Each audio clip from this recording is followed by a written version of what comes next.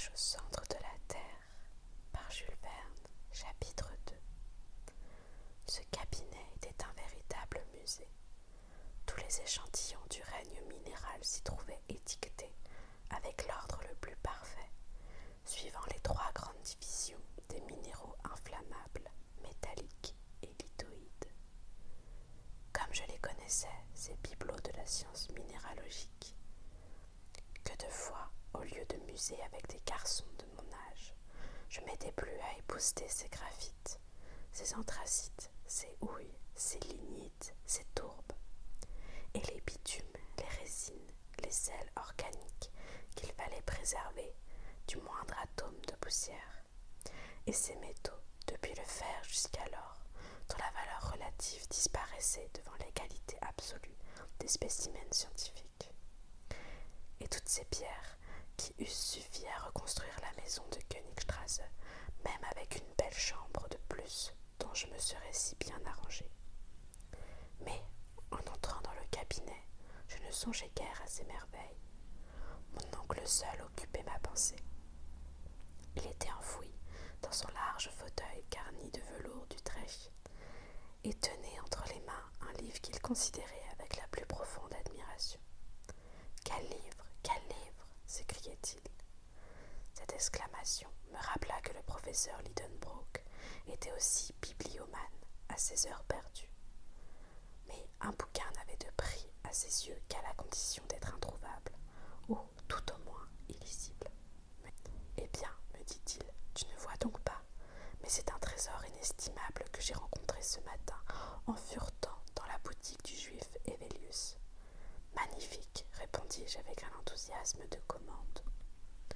En effet, à quoi bon ce fracas pour un vieux in-quarto dont le dos et les plats semblaient faits d'un veau grossier, un bouquin jaunâtre auquel pendait un signet décoloré. Cependant, les interjections admiratives du professeur ne discontinuaient pas. « Vois, disait-il, en se faisant à lui-même demande et réponse. Est-ce assez beau? Oui, c'est admirable. Et quelle reliure! Ce livre s'ouvre-t-il facilement? Oui, car il reste ouvert à n'importe quelle page. Mais se ferme-t-il bien? Oui, car la couverture et les feuilles forment un tout bien uni, sans se séparer ni bâiller en aucun endroit. Et ce dos qui n'offre pas une seule brisure après 700 ans d'existence. Ah, voilà une reliure dont Bozérian, Claus ou Purgold eussent été fiers. » En parlant ainsi, mon oncle ouvrait et fermait successivement le vieux bouquin. Je ne pouvais faire moins que de l'interroger sur son contenu, bien que cela ne m'intéressât aucunement.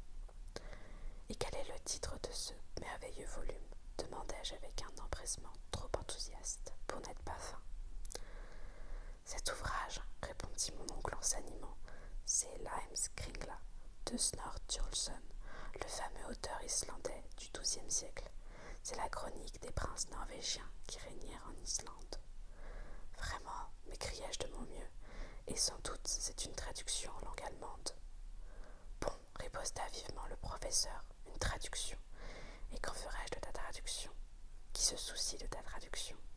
Ceci est l'ouvrage original en langue islandaise, ce magnifique idiome riche et simple à la fois, qui autorise les combinaisons grammaticales les plus variées et de nombreuses modifications de mots. Comme l'allemand, insinuai-je avec assez de bonheur. Oui, répondit mon oncle en haussant les épaules, mais avec cette différence que la langue islandaise admet les 3 genres comme le grec et décline les noms propres comme le latin. Ah, fis-je un peu ébranlé devant mon indifférence, et les caractères de ce livre sont-ils beaux? Des caractères? Qui te parle de caractères, malheureux Axel? Il s'agit bien de caractères. Ah, tu prends cela pour un imprimé, mais ignorant. C'est un manuscrit, et un manuscrit runique. Runique? Oui. Vas-tu me demander maintenant de t'expliquer ce mot? Je m'en garderai bien, répliquai-je avec l'accent d'un homme blessé dans son amour-propre. Mais mon oncle continua de plus belle et m'instruisit, malgré moi, de choses que je ne tenais guère à savoir. Les runes, reprit-il, étaient des caractères d'écriture usités autrefois en Islande, et suivant la tradition, ils furent inventés par Odin lui-même. Mais regarde donc,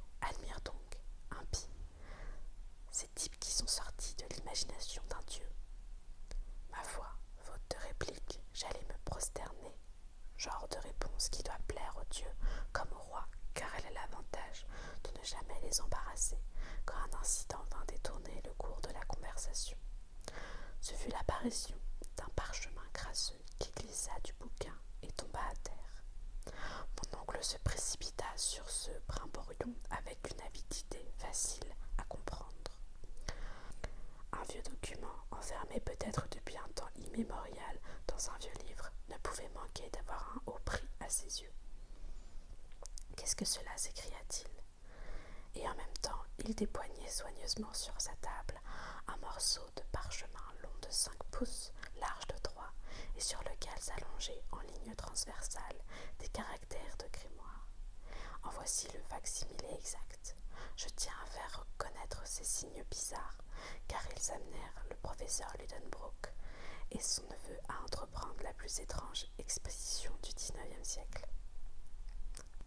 Le professeur considéra pendant quelques instants cette série de caractères, puis il dit en relevant ses lunettes: « C'est du runique. Ces types sont absolument identiques à ceux du professeur de Snorre Sturluson, mais qu'est-ce que cela peut signifier ?» Comme le runique me paraissait être une invention de savant pour mystifier le pauvre monde, je ne fus pas fâché de voir que mon oncle n'y comprenait rien. Du moins, cela me semblait ainsi au mouvement de ses doigts qui commençaient à s'agiter terriblement. « C'est pourtant du vieil Islandais, » murmurait-il entre ses dents. Et le professeur Lidenbrock devrait bien s'y connaître, car il passait pour un véritable polyglotte. Non pas qu'il parlât couramment les 2000 langues et les 4000 idiomes employés à la surface du globe, mais enfin il en savait sa bonne part. Il allait donc, en présence de cette difficulté, se livrer à toute l'impétuosité de son caractère, et je prévoyais une scène violente quand 2 heures sonnèrent au petit cartel de la cheminée.